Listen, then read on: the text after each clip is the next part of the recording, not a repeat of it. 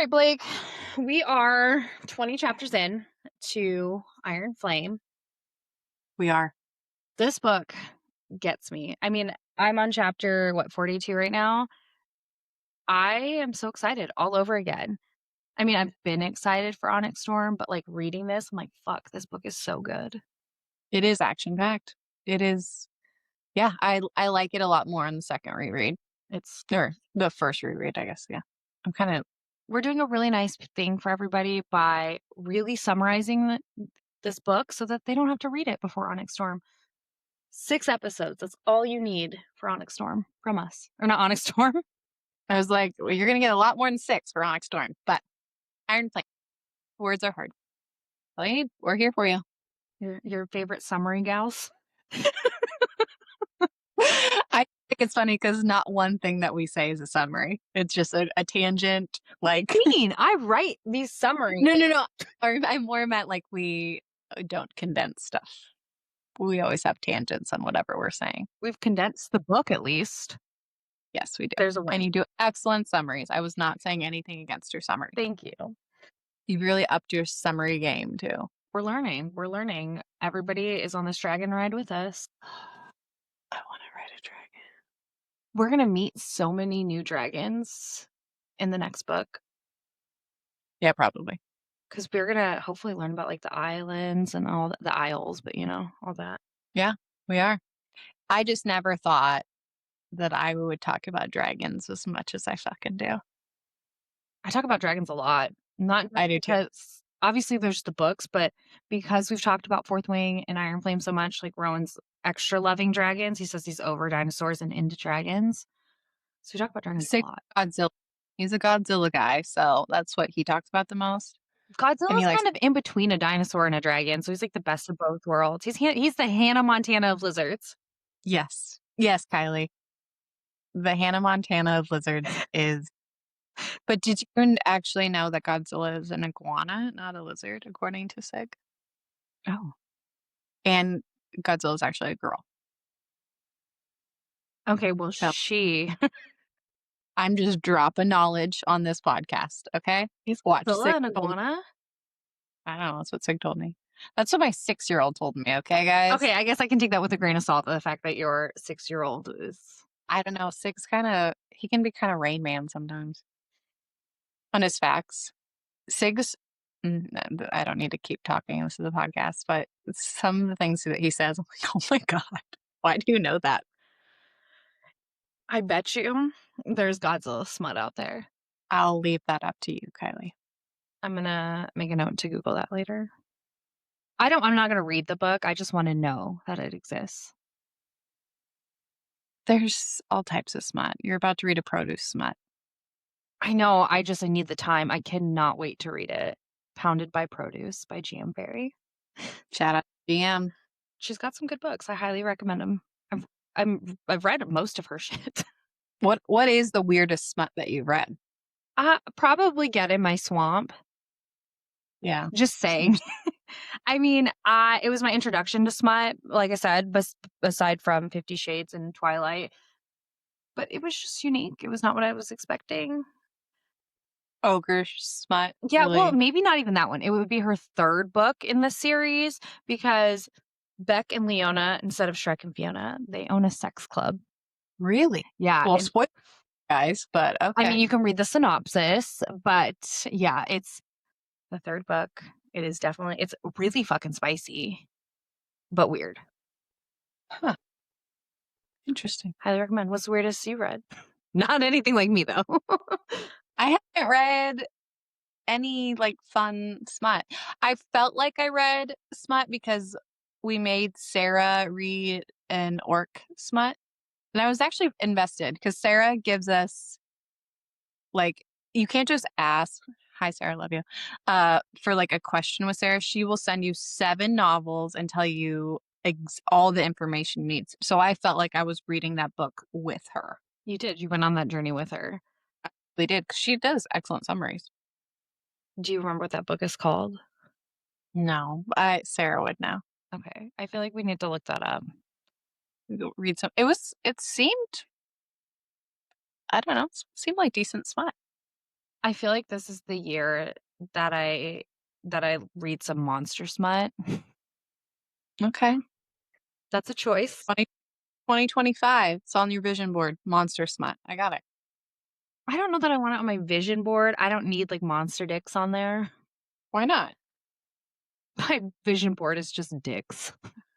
Just dicks. That's what you're manifesting in 2025. Okay. It was the hand Mm. jobs, it was. It was see, that's just you're embodying that. Monster dicks on the vision board. I love this. Let's get to chapter 21 before I embarrass myself anymore.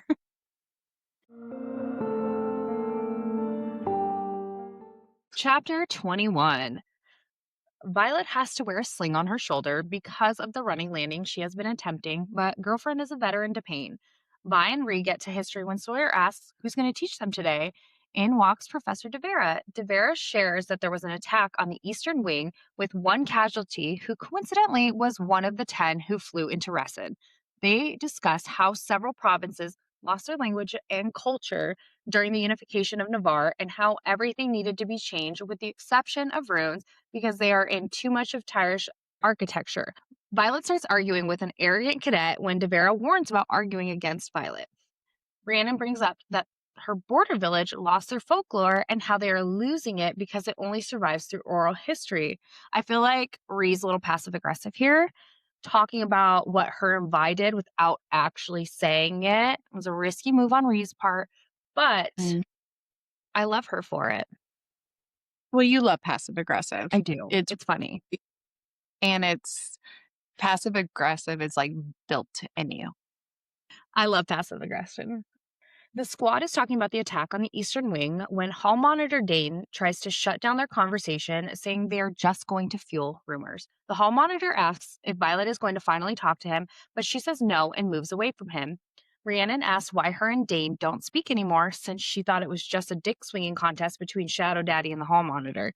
Vi tells her that Dain stole from her when Violet is called to the mat by Hall Monitor himself.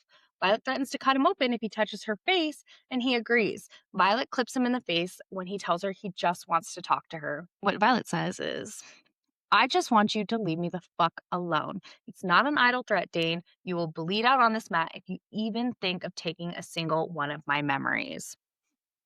I'm really proud of Violet because she didn't stand up to Zane to Dain as much, but she like really put him in his place here. I'm proud of her. Violet is a great character. She's just annoying sometimes. But like moments like this, I'm like, fuck yeah, girl. Rebecca, like I've said 1,000 times, she's just so good at writing these characters. Finally, Dain realizes that is what Xaden meant by Athbean. He tries to justify that he saw a flash of memory and that he told his father because you don't get leave like that. As the second year clarifies when he said, I'll miss you, it was because he knew Violet was choosing Xaden. He says he had no clue about the ambush waiting for them. But Violet doesn't believe him, saying, if you expect me to believe that, then you sorely misjudge me, and I know every reason Xaden has to hate me, and none of them matter. To which Dain asks if she knows about the scars on his back and who carved those wounds. Violet tells Dain that he violated her privacy and that she will never forgive him. Rhiannon makes Violet walk with her, pulling rank to do so. She asks Violet who else was dead that went to Athbean with her. Violet ends up telling Rhiannon Dain's classified signet so she can tell her that Dain stole her memory. Rhiannon is too smart for her own good and is piecing it together and then asks what killed Day. And Violet tells her she already knows. Arik interrupts their conversation and she uses him as an out from this conversation. Violet and Arik are walking and he says, she's catching on, isn't she? Referencing Rhiannon. Vi playing dumb and is like, what? Turns out Arik knows about the venom. Yeah, that's an interest that exchanges. Between which exchange? Violet and Arik? No, Violet and Violet, Rhi? Violet and Arik, just the don't you? And his response, why else would I be here? He's gonna have a much bigger role in Onyx Storm. There's been people talking about like, what if he's another love interest? I've heard that. I've also heard a lot of people believe in like when we get a little bit later when they go to the archives that Violet dated the middle brother and that's how Arik and Violet know each other so well. Like, that's I forget what his name was. Halden? Hall Isn't something. he the mean one though? No, that was the one that was murdered. Okay. One that knows and is choosing not to do Yeah. anything.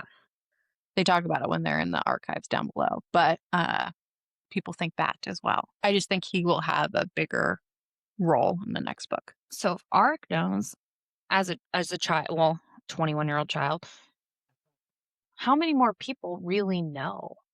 Obviously, like General Sorrengail and all of Mm, them, but I I feel think like all a leaders lot more people know than it's being let on, and people just don't talk about it. well, it's just safer not to, and they don't wanna be dead. No, probably not. Probably not. I'm very curious to see how Arik's story plays out, though, in Onyx Storm for sure. Can we go 5 minutes without saying that fucking book's and title? No. Iron Flame, Iron Flame, Iron Flame. That's the focus. Go ahead.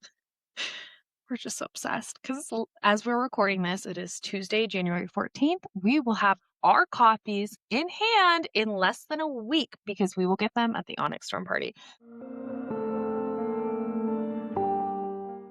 Chapter 22.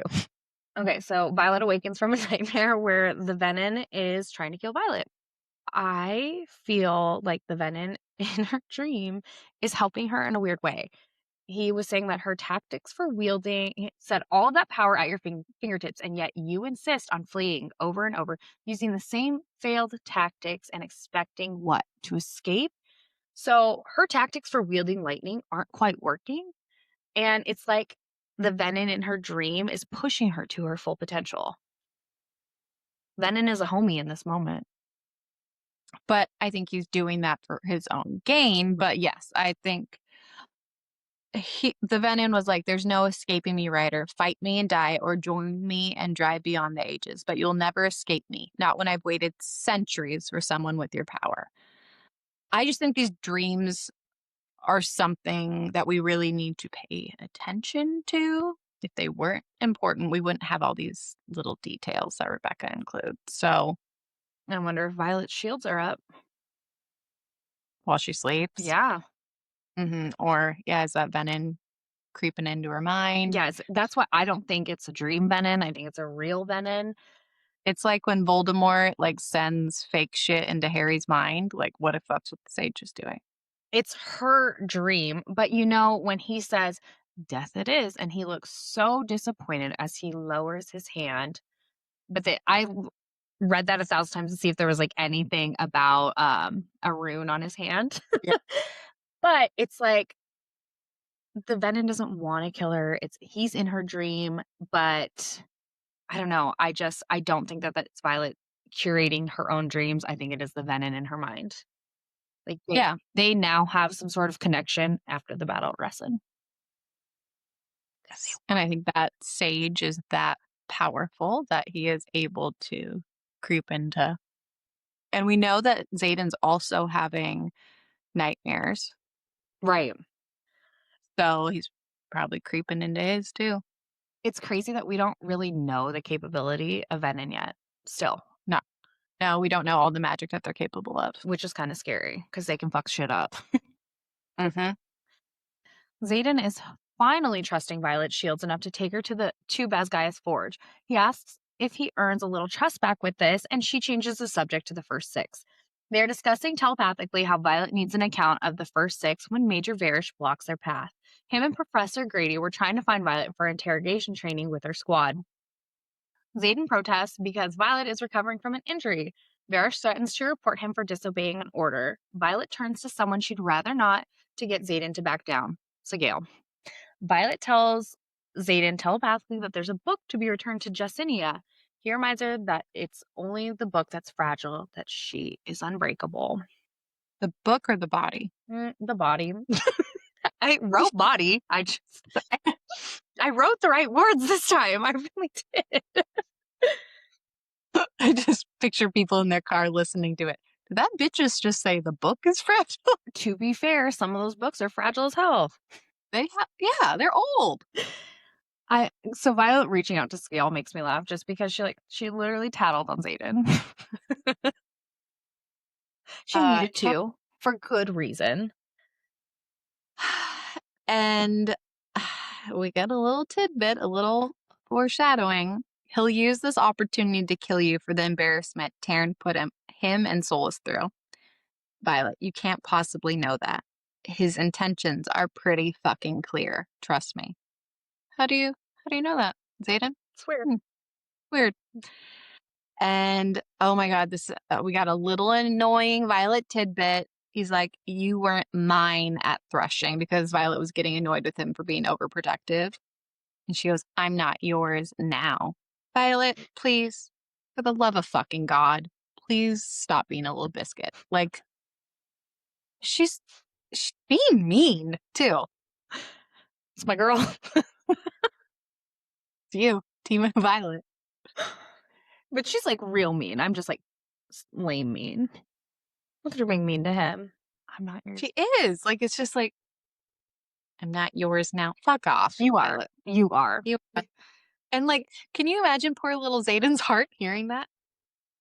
Hearing that? Yeah. Mm. I think that's like one of the few times that she really uses that pathway with Sigale.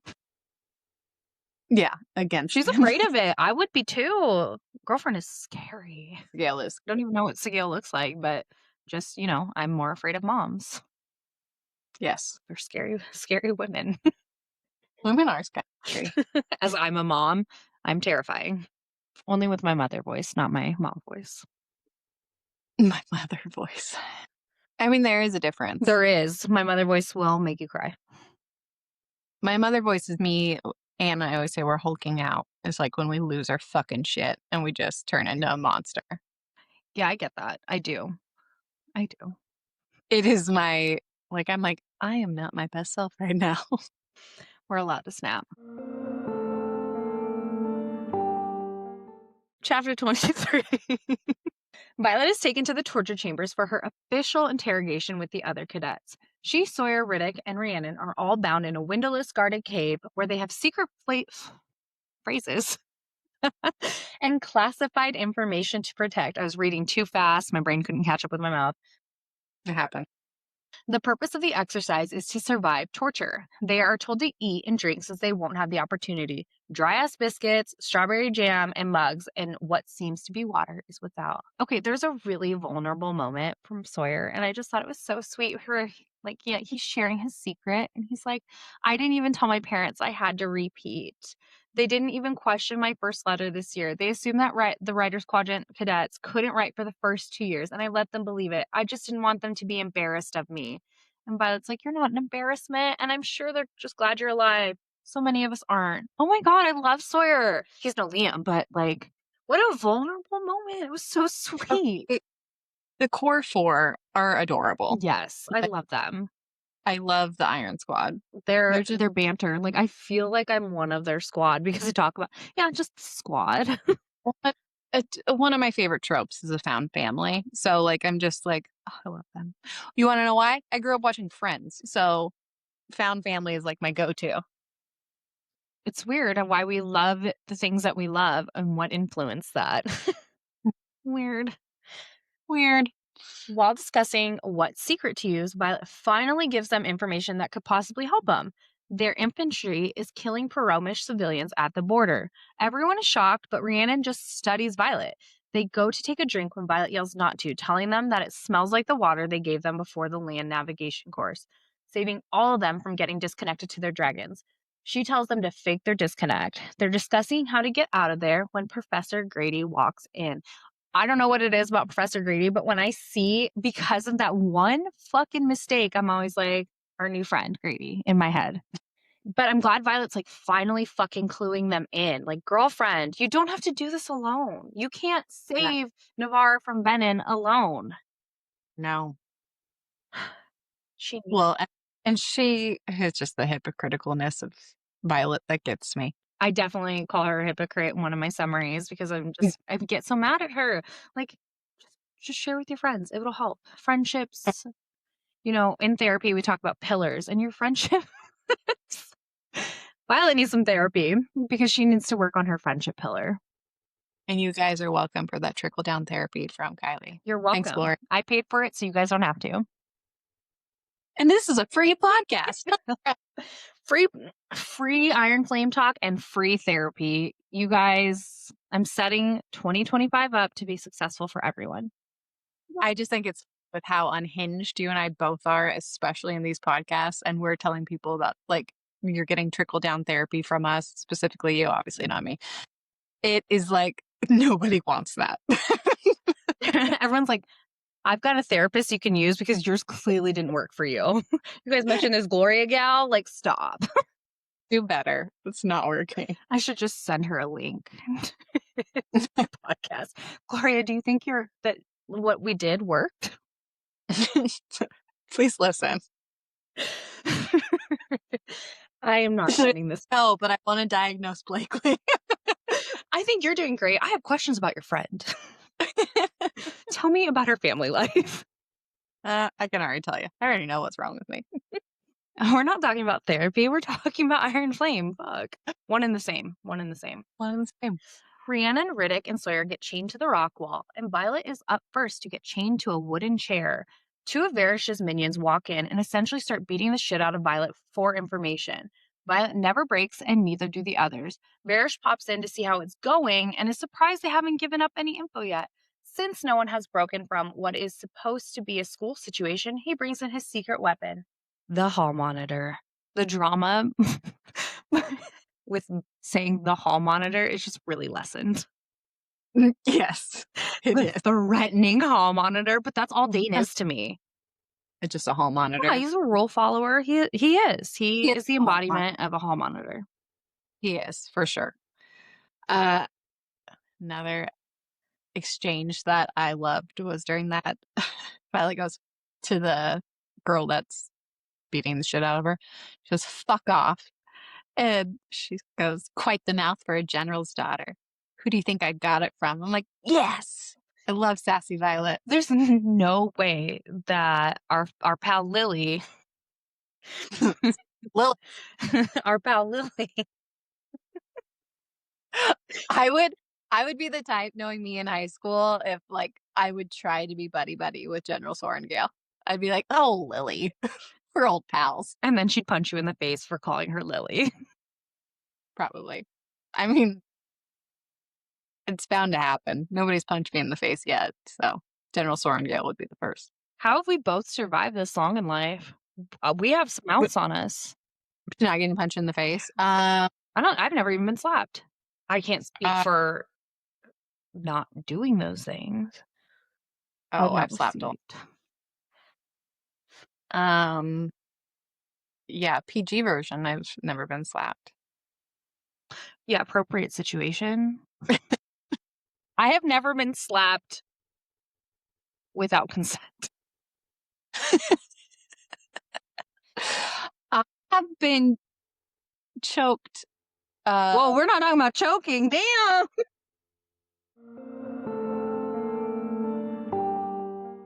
So the excerpt for chapter 24 says, every few years, a squad comes along that defies all expectations. They rise through the ranks, secure every patch, win every challenge, and then they inexplicably falter. Then fall. They call it the burnout effect. They flare too fast, too bright to sustain the pace. Sad, really, but mildly entertaining to watch them turn on one another. Okay, first off, that's kind of fucked up that Major Ofrenda is like kind of entertaining.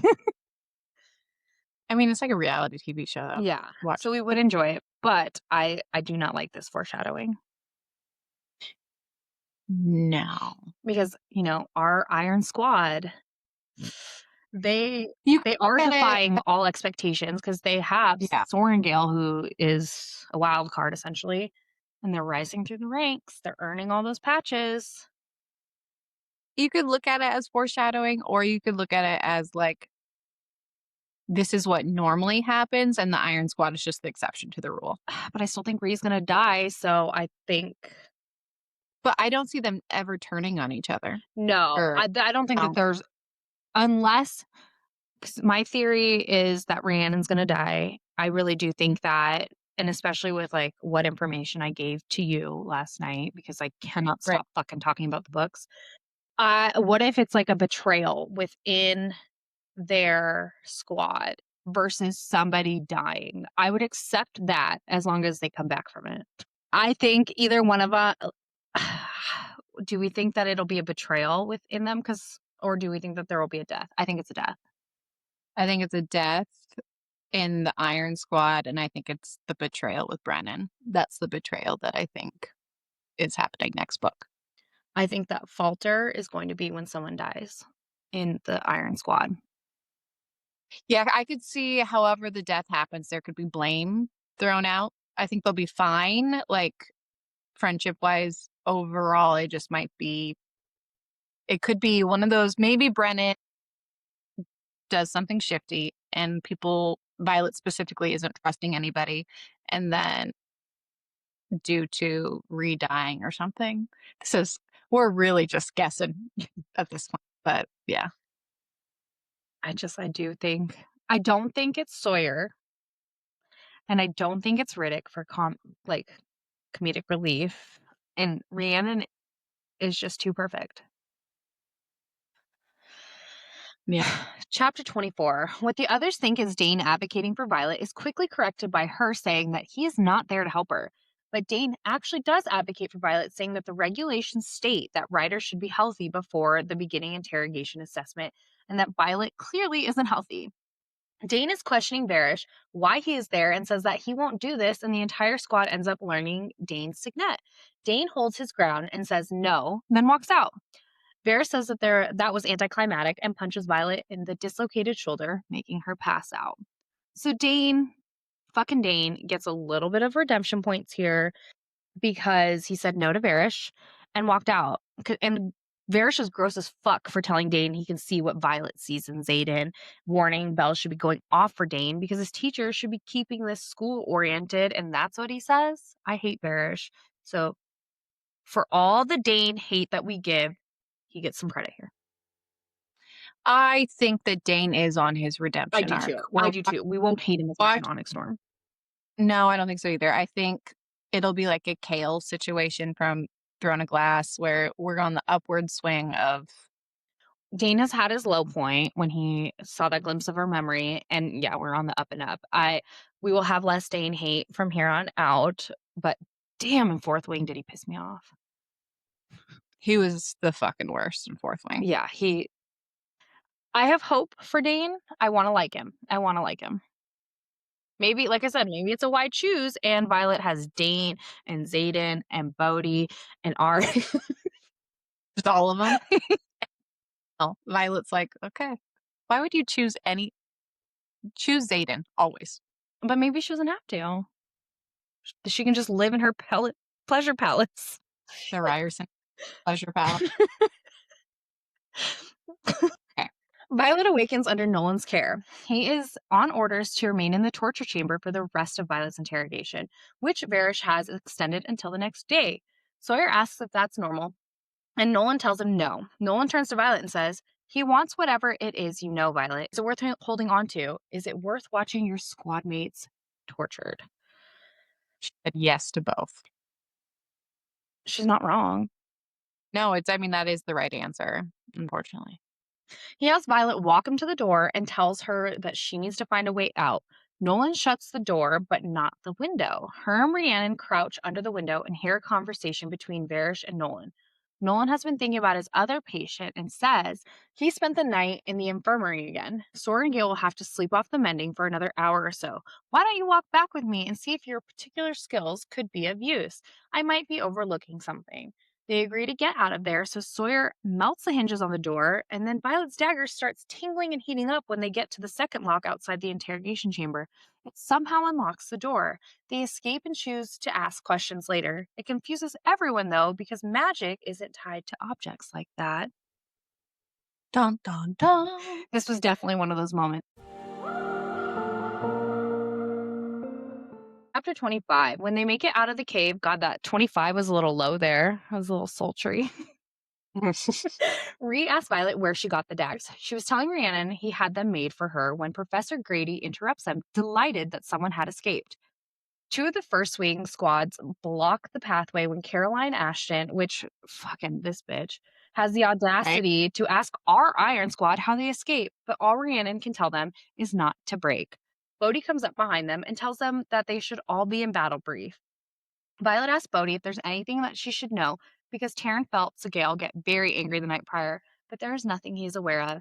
As they walk into Battle Brief, there are leaflets on everyone's seat saying, Zolia falls to Dragon Fire. The third largest city in the Breivik province has fallen to the Blue Fire Dragons and their riders. Though the city and its drifts fought valiantly, the 2-day battle ended in Peromish defeat. All who did not evacuate have perished. An estimated 10,000 lives have been lost, including General Fenella, the commander of Breivik's Griffin fleet. All trade routes to the city have been barricaded to prevent further loss of life. Everyone starts asking if it's real, and when Markham comes in to discredit, deflect, and distract, as Violet puts it. And he does just that, telling everyone the leaflet is propaganda. His distraction was not one that anyone expected. He starts off saying, I wasn't sure that this day would ever come, which is why I hope that you'll forgive us for keeping the months of Colonel Nolan's hard work a secret. We didn't want to disappoint you if he could not pull off what will arguably be the greatest achievement of any mender in our history. He was crushed under the weight of a mountain a few months ago, but Nolan has mended bone after bone to return him to your quadrant. Immediately, Violet is checking in with Taryn. Lo and behold, it is Jack fucking Barlow. JB is alive. JB is back. JB's here to fuck shit up as always. Always. Typical JB behavior. This moment in the book, I swear I did not shit my pants. Oh my God. That was really graphic. But like my stomach. It's a shit moment in a book terms. My stomach fell out of my butt is the angle I was going for instead of shitting my pants. Shit my pants. Oh, okay. Yeah, I was not ready for Jack Barlow to be alive. I wasn't. That wasn't on my bingo card at all. Oh, like, I knew something was happening. Like, obviously with Nolan, it's clear that he's doing, but Jack Barlow, I didn't think that was an option. No, and like they were building that, like this was being built up really well. All the side comments of Nolan looking like shit. Nolan's really haggard. Like he just fucking, well, it would take a lot to mend such an asshole. Jack Barlow. You know, JB. Oh, he's just JB. an asshole. Chapter 26. I will definitely start reading some of the excerpts a little bit more. They all obviously mean something, but just I feel like they're getting like more and more pointed as we go on, you know? They're heating up. Yes. This one says, Menders are not healers. Healers are bound to the code of Crichton, sworn to aid all the time of need and never to harm a beating heart. Menders are writers. They're only sworn to the codex. They can as easily bring harm as heal. And I think that's a little bit foreshadowing that furthers your theory about Brennan along. Yes. I mean, he is sworn to the codex and can bring harm. Mm-hmm. It's also towards Nolan as well. Yeah. But I think like it's both of them because it is. Those menders, they're shifty, man. God, menders and scribes. I feel like every quadrant is a little shifty. Taryn warns to be aware of JB at all times and that Bade has kept the truth hidden for all these months. The squad all agrees that JB will likely try and kill Violet again. Markham shares that there was yet another attack, but this one was in Samara. Violet starts to panic and thinks about Sigale's anger.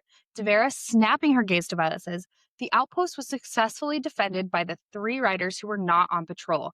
Their victory is nothing short of astonishing.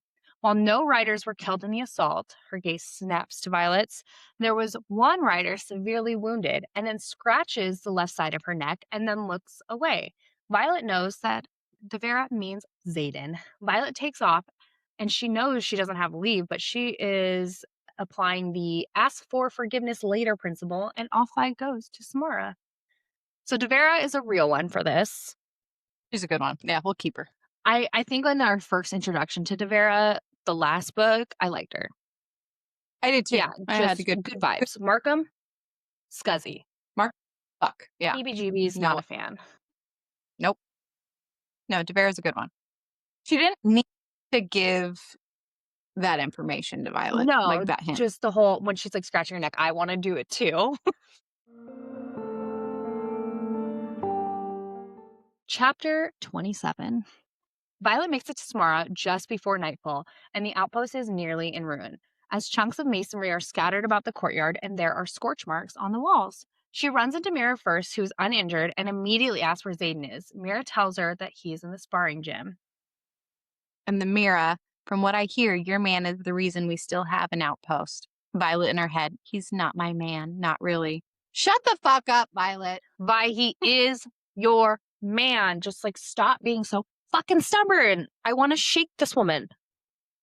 It's like he's not your man, but you flew 8 hours to get, shut up. We don't believe you. You're a liar. It's annoying. Violet goes to find him and is confused to see him fighting in the sparring gym. Xaden didn't even realize Violet was there because his shields were up, so he was surprised to see her, allowing Garrick to nail him in the face. In the face. My mind went so south when I just read that again because we're talking about why choose. Garrick nailed. We were talking about why choose. You keep talking about why choose. What has smut done to me? I'm not wanting to choose anyone besides Xaden, but you're like, but why choose? The more the merrier. You're adding every man in this fucking series. Not everyone. Dain is not there. He may be added in Onyx Storm to my harem, but we'll see. Good Lord. Xaden wants to know what she's doing there, naturally, and Violet freaks out that she flew there for him, and she didn't know if she misinterpreted Devera's gesture. She can't get past Terran's emotions, so Xaden yells at her to get her shields up, which she should have up anyway. Xaden notices that she is wearing someone else's jacket, gets a little territorial, which pisses Violet off, and she snaps that she left with Terran thinking he was injured and panicked. She's seeing red at this point, and Xaden is amused because Violet is actually showing emotion for him. She's yelling at him when he pulls up the sleeve on his right arm, showing a freshly mended scar that shows he clearly almost lost his arm. Xaden really knows how to shut Violet up because she softens after that. He tells her she still loves him and then kisses her, which about fucking time again. It's the first time since Erasia that he kissed her without her asking. What a gentleman. He goes, I'm just as reckless for you as you are for me. I think you're going for the romance angle where I'm just talking apparently about a big orgy with all these men. Well, if the shoe fits, okay? You slut or bucket. How does Bucket come up in our life so much? Because why did I call your child Bucket the first few months of her life? I don't know. I don't know why you did that. And then you've called me a slut bucket before, as a joke. Slut or bucket is my go-to, but yeah. You just really like things in a bucket. Who doesn't? All right. I don't even know what that's supposed to fucking mean. Who doesn't like things in a bucket? What? That's in your Deep Thoughts book, volume 1, for sure. It doesn't make the sequel, but the first one, sure. Fucking idiot. Go ahead. I kept this sentence. Violet then... Sorry. Okay, I'm ready. Go ahead. Violet then fondles Xaden, and she's tempted to sleep with him, but she accuses him of using sex as a weapon to get her back. He reminds her that she was the one that told him she cannot separate emotion from sex. She gives in, telling Xaden that she needs him, and they finally have lightning-wielding sex again. I didn't summarize this much, unless you want me to read an excerpt, which I can if you want to. But after canoodling, Xaden offers to take her with for a dagger drop, so of course, that is where their romance takes them. This paragraph starts out with fondling. Ends with canoodling. I was going to say, you said canoodling. That was my choice. That one was a me choice. Why choose? I'm going to choose canoodling. I'm going to canoodle with them all. Xaden goes, just when I think I can handle you, I completely fucking lose it. And then Violet says, that's my favorite part. And Xaden, for the millionth time in the series, says, you're going to be the death of me. And I want him to stop saying that because I just feel like he's manifesting bad things. Yeah, I don't like it. Every time I read it, I'm like, please stop saying that. Xaden, take that off your vision board. We don't need to repeat that. Violet with a dagger. It's gonna be the death of me. She's right in the middle, for sure. Yeah, I don't like that Rebecca put that in there so many times. Okay, the excerpt from chapter 28 says, though Griffin writers are not capable of producing signets, they are not powerless. In fact, some would argue that they've honed lesser magic, especially mind work, into the deadliest weapon of all. Underestimating them is an error. And that's Griffins of Pormiel, a study in combat by Major Gary and Savoy, which I feel like she's putting these excerpts just a couple or like 10 chapters ahead to make you think. So yeah, just keep that one in mind. Put that in your pocket or your bucket. I don't know. Leave that in your bucket. Violet, Taryn, Xaden, and Sigale land at the rendezvous point, and they are greeted by a full drift of I almost said dragons. I love me a good dragon, you know? If griffins and dragons mate, they make dragons. Baby dragons. Have you ever seen them? They're so cute. They sound ugly. They are. Two women named Serena and Catriona greet Xaden. He chastises them because one of their griffins nearly took him out at Samara. Violet notices Kat sizing her up and staring Xaden down. Xaden warns that if any of the flyers steal daggers from the outpost, or if any Navarian wards are weakened by flyer thievery, he will cut their shipment of weaponry to them. He tells them the forge is their highest priority and that as soon as they secure a luminary, they will be operational and able to supply them in full. For now, he is giving them a whopping 23 daggers. Serena agrees to do what she can to lessen the attacks on their outpost, but tells Xaden that until he can openly say he's supplying them, her forces will not trust him. When Serena calls to Kat to leave, something that was said to Violet prior clicks. I've never seen him care like this, and that includes Catriona. And Violet knows who Kat is. Cat's a bitch. Yes. I like Serena. She's cool. I thought you were gonna be like, I like Cat. I'm like, No, I don't like Kat, especially because the chapter that I'm on, I really hate her. yes. Cat's a bitch. Yeah, I don't even care about spoiling that one. Kat is a bitch.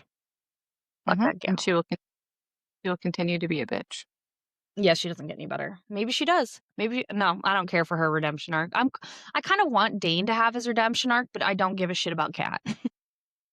I feel like I wanted, well, okay, so at least with Kale and Tog, he started off good. We never really had that with Dain. Dain was just fucking annoying from the get-go. Like, Fourth Wing, he was terrible, but I am kind of rooting him for a redemption arc. Like, I don't want Tamlin to really have one.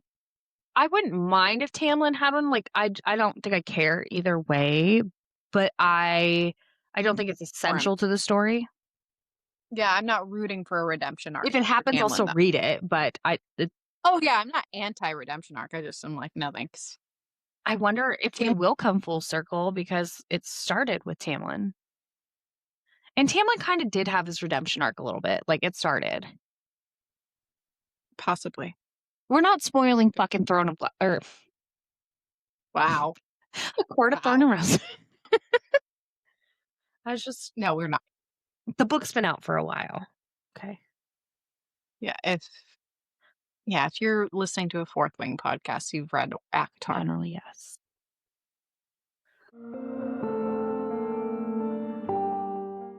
Chapter 29.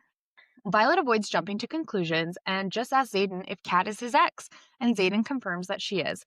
Violet gets a little in her head, getting jealous, anxious, and insecure, and Taryn confirmed that those were her exact feelings. Like, what a great dragon. Like, those are exactly what you're feeling. Putting off her anxious feelings for the moment, Violet asks Xaden about the Viscount Takaris, wanting to know what he wants in exchange for the luminary that Xaden refuses to give him. He responds that he would rather talk about their exes. Xaden says that Takaris will let them take the luminary to Aracia if he can see Violet without or wield her lightning. Violet thinks this seems easy enough, but Xaden doesn't want to risk it. Xaden slides something into the sheath in her shoulder of his jacket that she is wearing. He tells her that she needs to keep it hidden, of course. So there's a comment made. You're the first lightning wielder in over a century. I want to know who was the last one. And obviously it is a powerful signet, but like, I don't know. They're There's something rare, about and signets manifest based on the people, and obviously, like, lightning is Violet's choice of how she Mhm. releases her power, but what makes Violet the right one to yield all this power? Like, why her? Yeah, I obviously, we don't good have an question. answer for that, but just I'm a curious little thing, and I can't Google it. And because my role now is adding the little romance lines while Kylie's a slut bucket, I just want to say that someone's like, I would rather lose this entire war than live without you.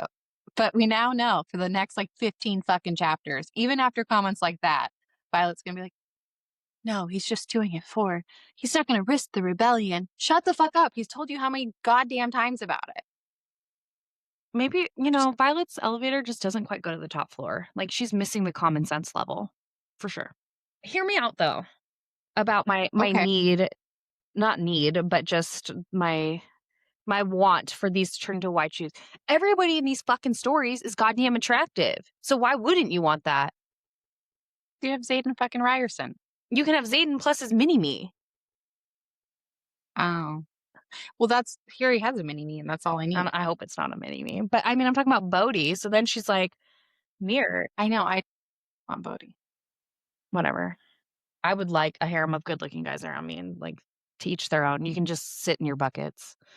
As Violet lands I on the fight field, she knows it is only a matter of time that Barish and Ados know of Violet's return. She walks by the first years in her squad practicing the gauntlet when she sees Professor Emeterio, not Amaretto, and he tells Mhm. her that she has angered the leadership and he doesn't have favorites, but if he did, he would say, I would suggest to that favored student that she stresses the undimmable bond of her legendary battle dragon and forgets any mention that perhaps strengthening her mental shields could have saved her from such a rash decision when it came to departing without leave. But I also would hope that another favored student, were I to have such a thing, would be teaching you stronger shield techniques so it doesn't happen again. She makes her way to her squad chambers when Varish confronts her. Violet hears Rhiannon's door squeak but doesn't see her, which they were all eavesdropping in there. They're dropping those eaves. I almost wrote it, but I wanted to give you the opportunity to say it. I'm gonna now say it for the rest of my life all the time. He knows that she's wearing a jacket that is not hers and accuses her of impersonating a commissioned officer. However, Professor Kaori is nearby and defends Violet. Kaori also shares that she will not be punished for what was the choice of her very powerful mated dragon, and she was cleared of all charges. Vi is forced to hand over the jacket, which she knows has one of Zayden's daggers in it, and will certainly land both her and Zayden into a lot of trouble. However, as Good Varish, job. Varish searches the whole thing, he does not find anything and is forced to leave her alone. Rhiannon pulls Violet into a room where our favorite squad is. Rhiannon was able to pull the dagger through the wall. She asks what it is and why leadership couldn't find it or shouldn't find it. Violet is truthful and says it's for killing Venin. Once again, in this chapter, there's a little snippet that says, I stop short, my heart seizing for the length of what should be 2 beats when I see them.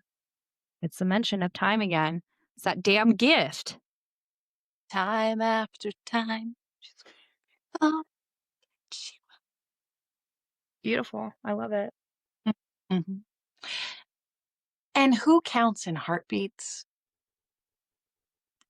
Our girl Violet, but like nobody. But she's obsessed with talking about heartbeats. I mean, the only mention like people do all the time is like, "Ugh, my heart skipped a beat or something like that, not like measurement. No, and here, while we are here, I looked this up while we were talking about it. I don't remember. I should have wrote it down.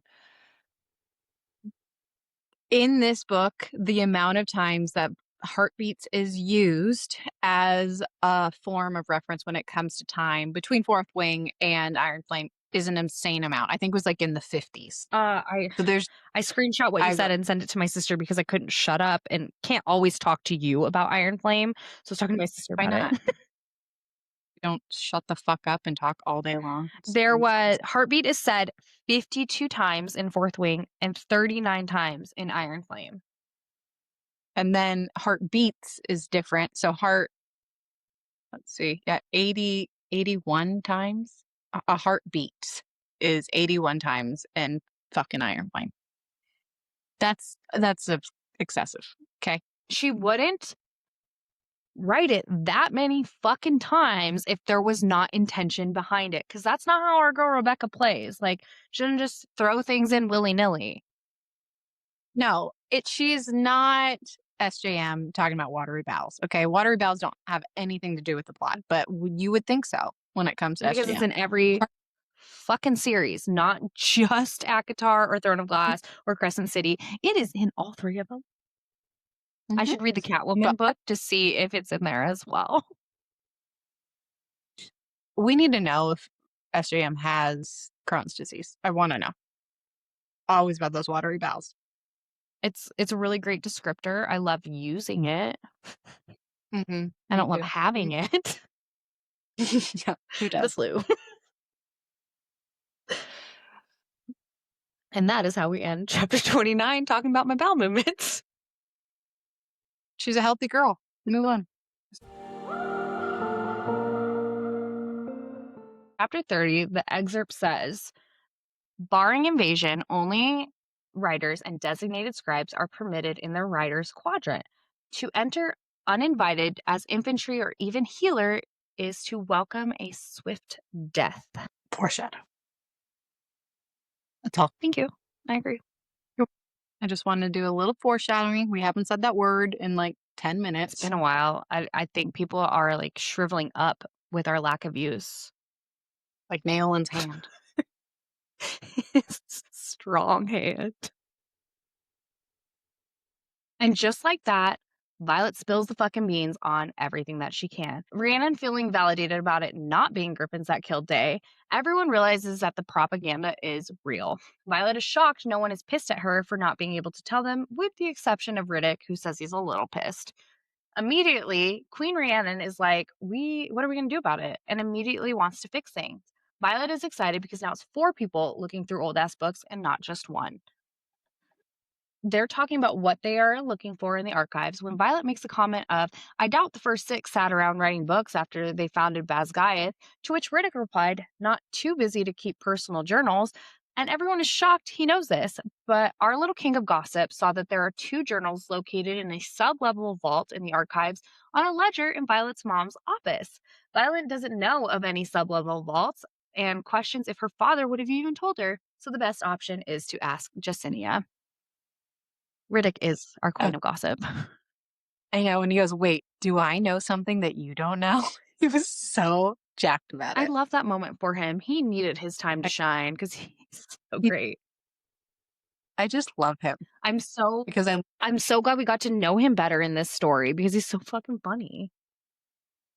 And I was like reading, I was like, Riddick. I was like, I wonder if his parents named him that because he's gonna be ridiculous. Oh my god, I've never like put those 2 together. Because it's not real. It's just me. But Riddick is ridiculous. As Jacinia hunts for more information on the sub-level vaults, Violet and her friends pore over every book about ward weaving and the first 6 she can give them. They don't find answers, and Violet is growing concerned, and Darna is still asleep. The squad does discover a second ward stone was created, so they do have 1 win. During threshing, Violet has to take the next watch on the walls of Basgiath, so she sends Riddick to meet with Jacinia in the archives for a new tome. Violet goes to the academic wing for her watch, relieving a girl named Aya from the turret. However, as she does this, they are ambushed by 4 infantry cadets. Violet is able to say secrets die with people who keep them before they get the opportunity to. The 2 of them are able to kill off 3 of the assassins, but not before Aya is stabbed with a sword. As the last infantry cadet attempts to throw Violet over the parapet, someone shoves a knife through his spine. Could it be? And we're leaving you on a cliffhanger. Yeah, guys. we are taking a page out of Rebecca's book because, like, what a fucking cliffhanger. What a cliffhanger. Yeah. I made a comment the last episode about infantry being like shifty, and here it is because it says in the book that they were literally paid to take her out. So infantry can be bought. And they kept on saying, like, it's not personal, it's just money. Which I don't trust anybody from fucking infantry, but between RSC and them kind of be like shifty there, and then this, I never trust them. They bad people. And they're killing people at the Poromish border. This book is really intense, but I feel like the action does not stop for this entire fucking book. Like, and that's why it's so hard to put down because it's just, there's so much. Well, it's like assassination attempts. It's fucking Varish being a little fuck. Like, there's just, it's all over the place. We got some fucking in there, which is great. I like that action. A lot of romance that Kylie seems to not care about. This is why I can't read those. Okay, this is making a lot of sense that you are.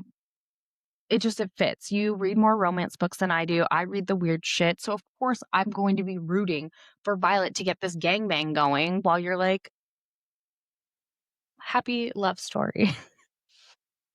It makes sense. I mean, I was never loved as a kid, so I'm like, please love me and read about it. I wasn't having gangbangs as a kid, but I'm still asking for them here. You were having them in your 20s. I was not. Do not put that narrative out there. Oh my God. No gangbangs have existed in my life. Holy shit. I can't take you anywhere. I know. You're embarrassing. You're embarrassing me literally at this moment. You're going to cut it all out anyways. Might leave it in. Okay, but really, this book is nonstop action for the rest of it, and this makes me really concerned for Onyx Storm because it's going to be a nonstop action. It will be like, what was it? Empire Storms, and what was the other one that was? Queen of Shadows. Both very action-packed, back to back. I mean, we had another book in between, but no, we didn't. No, we didn't. Those two were action-packed. They were. I'm ready for this 1 week countdown. 1 fucking week. I hope everybody's ready and really utilizing our summaries so they can, enjoy their life while we're doing the hard work for them, reading for them. It's such hard work. It's really hard doing this for you guys. You're welcome. Well, we talked about dragon freak-offs, dragon raids. Gangbangs. This is really hard. That's what she said. I hadn't said it once today. I don't think you did yesterday either. Did you? Yeah, you did. Yeah, there's no way you missed. No, I had to have said that's what she said. But I went a whole fucking episode without saying it. And you just stole the thunder. I'm so sorry. Okay, hold on. So you know how Violet is obviously a lightning wielder? Do you think it's going to be like Thor, where it's like God of Thunder, and then all of a sudden he realizes he can do lightning too, like where Violet is in control of all the skies, so she's going to do a whole bunch of shit, just like Thor was able to do? Yes, I do, because there's so much talk about her wielding pure like power and things like that versus just her being a lightning wielder, which Taryn was the first person and the only person to call her specifically a lightning wielder. Everybody else talks about the power that she wields. Right. What else is silver? Like Silver One. I've always wondered, like, obviously her hair is silver. I guess lightning. Alloy. Silver One. Violet is actually made of alloy. That's why she can produce lightning. She's a conduit. Foreshadowing from us. From us. We're it as we speak. All right. I'm actually excited to record the next podcast because shit gets real. As it does this whole fucking story. I mean, we just keep saying this. But it gets really real. And we were lying before. It always is getting realer. Becoming real gangster the farther along Every we go. step is they're stepping up their real gang. They're real gang. On that note, it's been fun. See you guys next episode. Okay, bye. Love you guys. Bye.